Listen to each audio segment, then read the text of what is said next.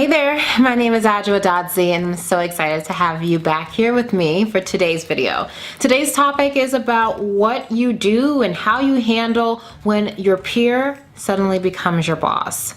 Super awkward sometimes. But we're going to talk about how you can get rid of all that awkwardness and deal with it in a really awesome way in the next few steps. So just keep watching and I hope you enjoy it.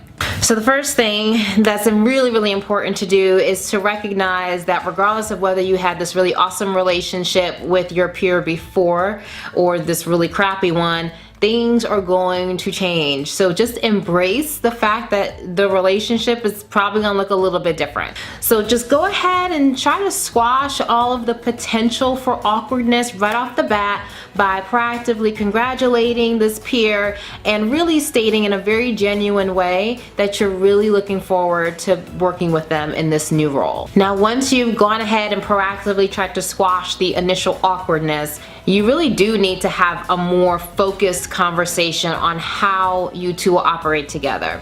What are his or her expectations of you and what are your expectations of them? In an ideal world, they would do that with you and they'd sit down and have that conversation and they'd be the one to initiate it. But not all leaders do that. So don't wait for your new leader to go ahead and do that. Go ahead and proactively set up the time, initiate the dialogue, and just have an expectation setting conversation. Every boss wants to know that their team has got their back. I mean, that is like a non-negotiable. That is so important to every single one of us. So the more you can be that person who's proactively sharing your commitment to your boss's success, the better off this relationship will be right off the start. And be sure that you're committed to them being successful because their success will inevitably enable your success.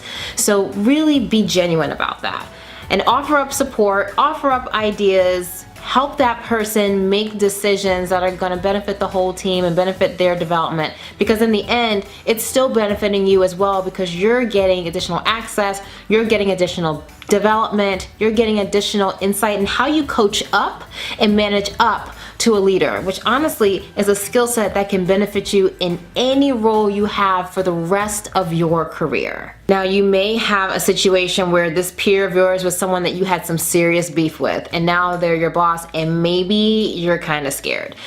I get that, actually. So the best advice that I can give to you is for you to approach it with a spirit of kindness, wanting to be helpful to this leader, wanting to start off this relationship from a really good solid footing. Now let's say though, this new leader still has some beef with you and you feel like there's just something off and it's just not working and this working relationship just isn't what you thought it would be. Leverage your internal network and allies. I really rely on my internal crew, right? My internal tribe. They're people that I trust. So my advice to you is, tap strategically into your tribe at work. Not necessarily divulging all the details, but if you're experiencing some challenges, you may just want to bounce some ideas off of them, get some advice from them on how best to change the relationship that you have with this peer who's now your boss. Because what they can help do is, on the back end, when you're not even aware of it and without you having to even ask, they can help advocate for you in ways that make sense to that leader. And if they are people who are respected by that leader, that's really where you can get a lot of value. If you're telling people that this leader also doesn't respect or this leader also has beef with, it's not as impactful. So those are my tips for you today on how you can really have a very positive relationship with that leader of yours who used to be your peer. So if you're liking this video as much as I like making it, then please do like this and share it. And if you feel like you don't want to miss out on anything else that I'm dropping, I really do encourage you to subscribe, but also to head over to our site and sign up for our email updates. That way you don't miss out on the extra special stuff that I share, and I only share that with my email subscribers. The corporate world needs that unique gift that only you bring. So go out into the world today and act with conviction, be courageous, and live joyfully every single day.